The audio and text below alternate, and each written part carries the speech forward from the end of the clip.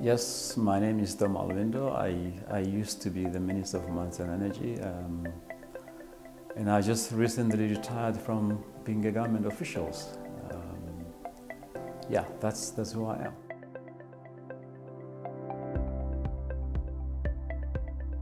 am. There is a history to this. When I was in the Ministry of Mines and Energy, and when we, of course, as an energy minister, the issue was always like, we got energy poverty on the continent, and what is it we're going to do? Where should we get energy? And one of the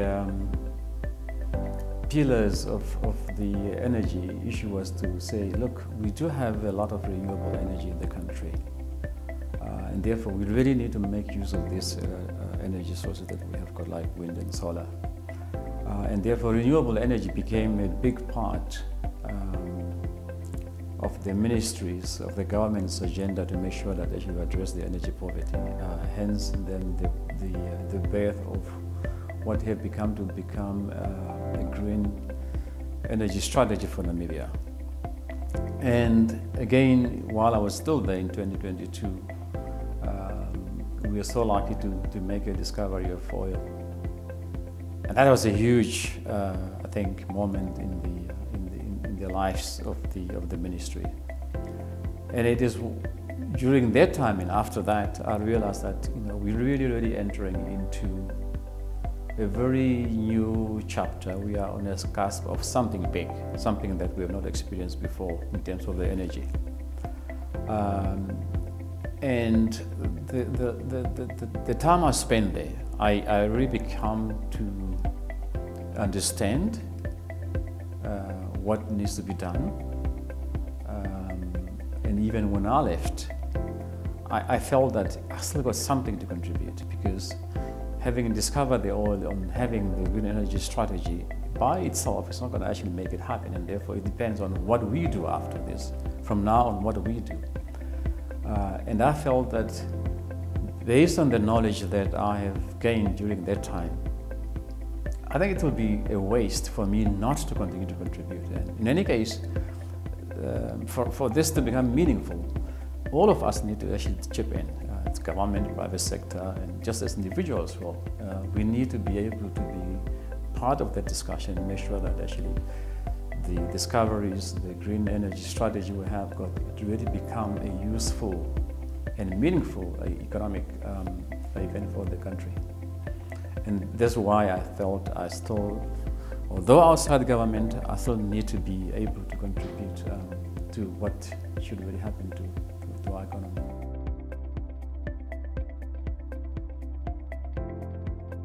I think the most important lesson I have learned, it's probably to say that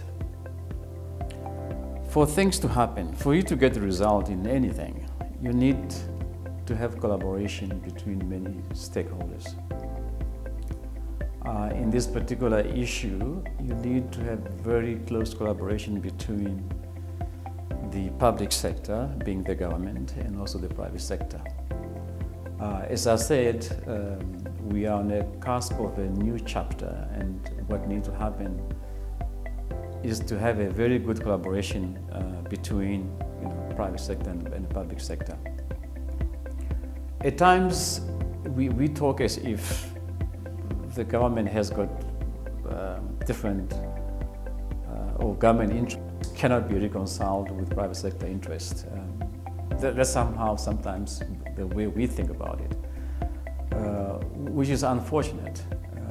The lesson I've learned that you can actually get better results when you really start to regard yourself as a stakeholder who's got a role to play, and for you to identify the role that you need to play, and every other stakeholders embrace the role that they have to play, so that at least if we then collaborate, having understood our individual roles, our respective roles, you are likely to get better results. And that's really the lessons I think I would want to continue to, the role I want to continue to play through Alvenco.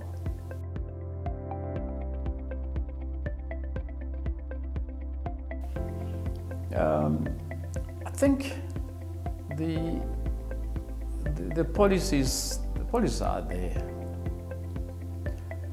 These are all, obviously, you need to have good policy as a government. Policies that are able to attract the necessary investment that you need, because for some of these things actually to materialize, you still need to have investors, you still need to have people who have to bring in the capital, people who to know the technologies. And therefore, whatever policy you are going to come up with, make sure that it comes as a process of discussion, as a process of collaborations in such a way then that each party, each stakeholder can see their role within that policy setting. I think so far the government has been able to actually put up the right policy in terms of attracting the investors. But it's one thing to have those policies in place, but you also need to continuously review those policies, because the investment environment continues to change all the time. Especially with the current geopolitics that we're experiencing, things keep changing all the time. Therefore, it's not good enough to simply to say, look, I had a policy that we put in place a couple of years ago. You may find that if you really were to review that policy, things might have changed such that you need to review, you need to actually introduce new measures to make sure that happens. So it's good to have that policy, to continue to have all the stakeholders seeing themselves playing that role within that policy. And I think also some of these things, like we're talking about the energy sector, we're talking about oil and gas, we're talking about green hydrogen, for example. These are all new industry, so to say. And one of the things I also have clearly understood is the fact that for these two sectors to really be economically viable or meaningful to the Namibian societies, we really also need to look at our policy, how to create or how to develop skills, local skills. Because if you do not have those skills, unfortunately, then you will be at the mercy of the other people who come in the country with the skills. You then have to rely on them to be the one to do things for you. But that's not really a position you want to continue with it. You need to make sure that at least you got a strategy how you are going to build the skills, such that up to a point you can say, we do have the people who can manage these sectors. We might need external stakeholders, but by and large, we can rely on our own skills to be able to run these sectors. So the policy setting, the strategy setting, in terms of skills development is also quite important to make sure that we understand these sectors, we understand what is needed, and we can run it ourselves as well. Yeah, I think the mining sector, I tend to disagree a little bit when we still want to think that we do not have local skills in the mining sectors. A sector this has been here with us for decades. I have come across a number of Namibians who have got a lot of skills in the mining sectors. So, and sometimes it's really either we ourselves do not really recognize our own capabilities, and we always forever want to think we are not able to do that. Or some other people also want always to make us believe that we don't have the skills. So on the mining sector, I would definitely want to disagree that we do not have skills. We do have the relevant skills to be able to manage the sectors. What we might not have maybe is the strategy now. How do they employ those skills that we have got? How do we make sure then that those skills are correctly employed in managing the sectors by the Namibian people, but not because of the lack of skill, but simply maybe how we employ those skills. Thank you. That was a little bit off the line, but that's very interesting. As someone who has been central to Namibia's resource development strategies, how can we better balance attracting foreign investment with building strong local capacity? That is one of the very important questions and part of the issue, I think, that occupied us when I was at the ministry as well. To make sure then that, with these new sectors, the only way it's going to be meaningful for us is, well, you have already got the local issues, local content issues being addressed effectively. And the unfortunate thing is that when you talk about local content, you always get different interpretation of what it is. Most of the time when you talk about local content with investors, immediately what they think is that, oh, this is interfering in our business, this government interfering in our business in such a way is going to be a costly exercise for us, and therefore it's going to have negative impact on our profitability. That's the first thing they think about, which is very unfortunate, because for me,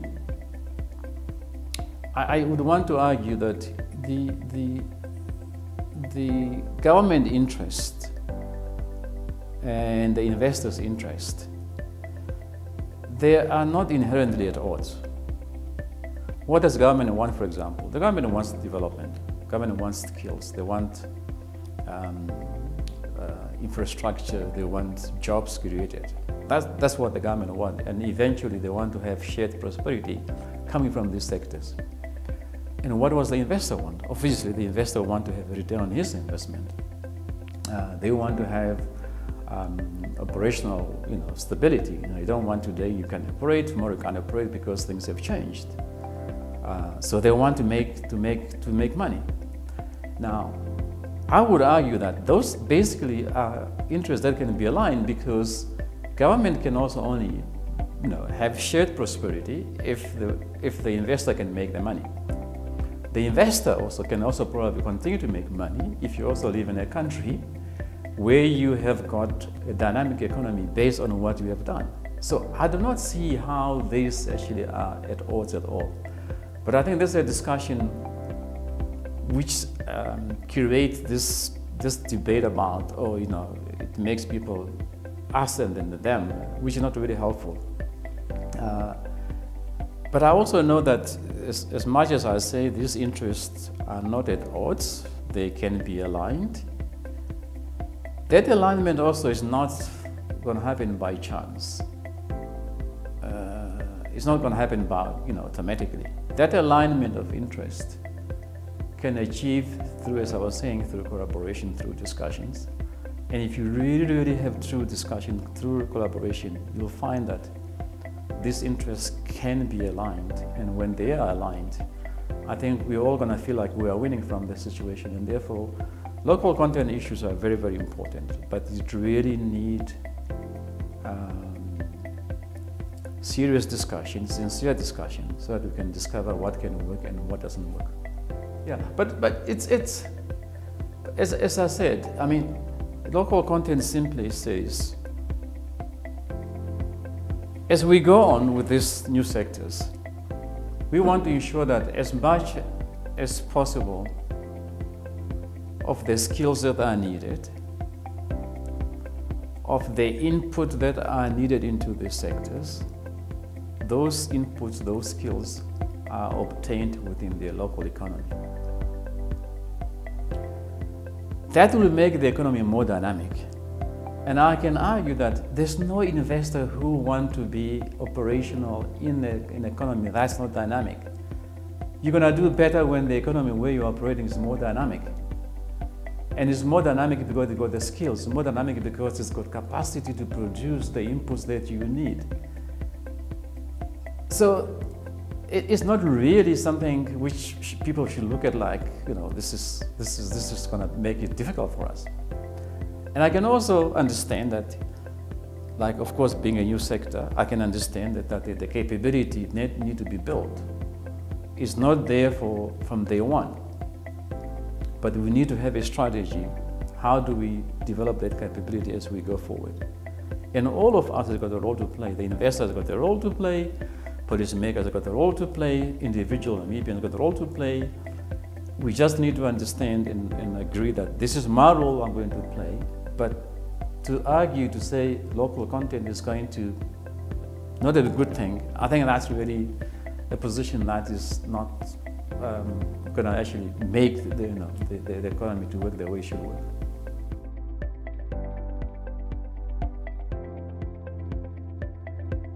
Yeah, I think that question of inclusiveness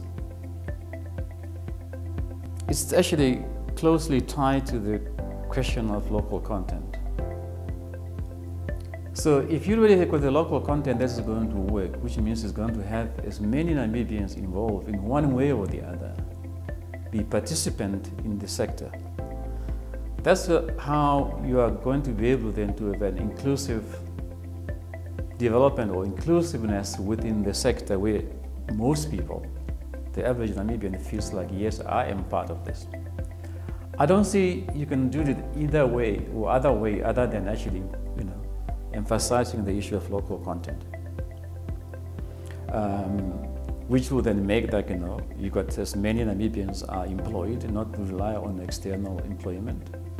You got as many producers of services or goods which can be used for the input, those being done by Namibians.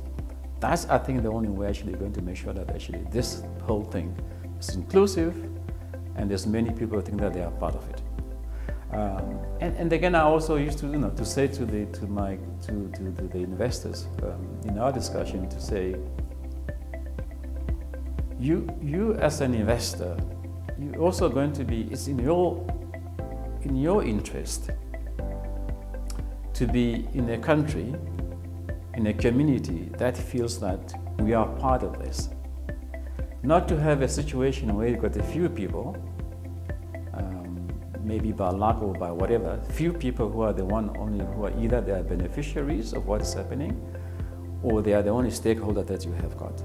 And when you have got a majority who feels excluded, that will unsettle the business, and even the long-term profitability of such a business is not guaranteed when you got the majority of the people who feel like, look, we're not part of this and therefore we're not going to be supportive of this. And therefore, inclusive development, really, you cannot divorce that from the issue of the local content we're talking about.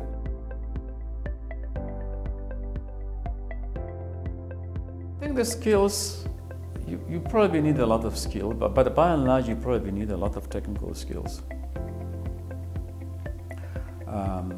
Not only in the green industry that we are now have a strategy for, but even in the oil and gas.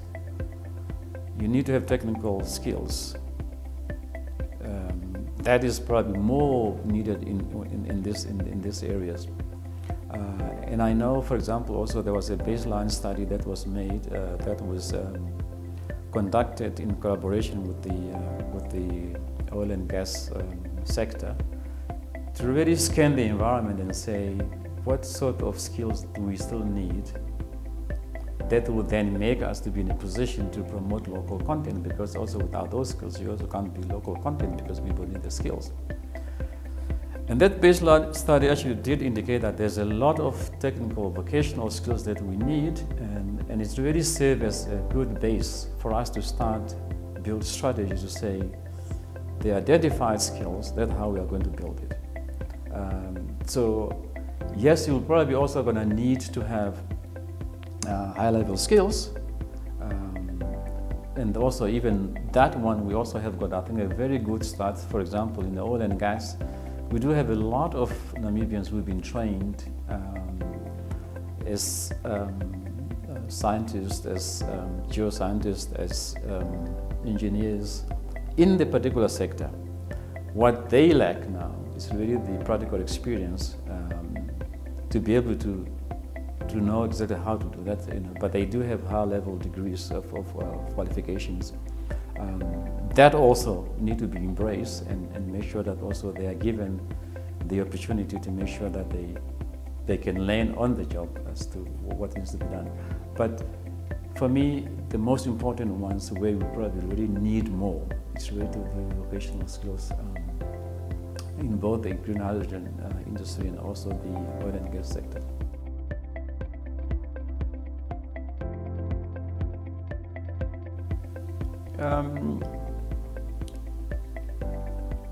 As I said,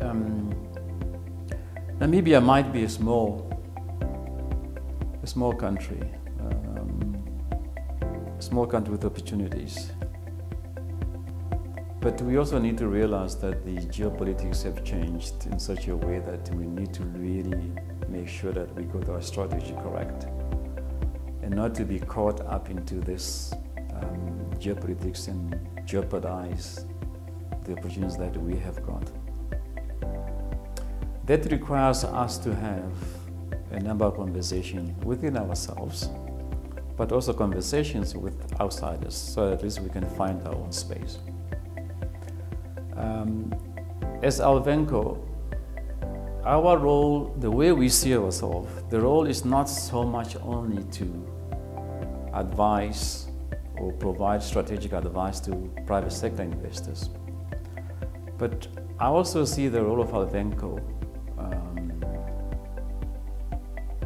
to be able to work with policymakers to create conversations that can lead us to decide or agree to say this is the best way for us to do this or not the best way to do it.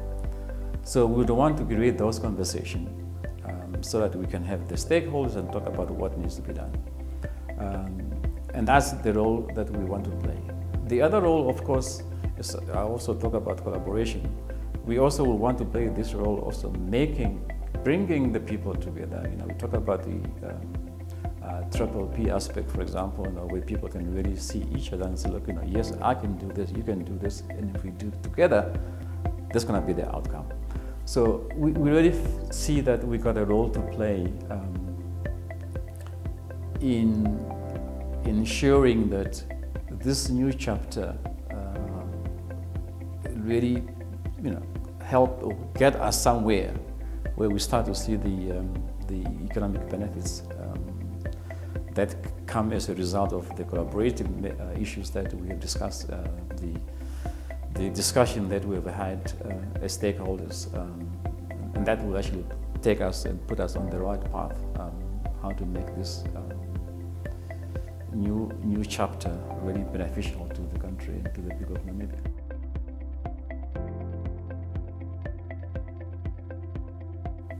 How I see Namibia in the next 10 years, again, it depends on how we approach the issues. Two things which I'll emphasize. We need to start to seriously believe that we are capable of doing things and not always to think that we are not good enough to do certain things and also only other people can do things for ourselves. That's very important because I've also in my experience almost like at times we always want to think, oh, we are small or we can't do this and therefore we have to, other people have to do that. That mind shift have to take place. Otherwise, for us to be able to embrace the opportunity and actually do something with it. The second issue is where I say, as people, as individuals, not always want to think that, well, I'll wait for somebody else to do it for me. I'll wait for that institution, for the government or that. I think there is an opportunity for all of us.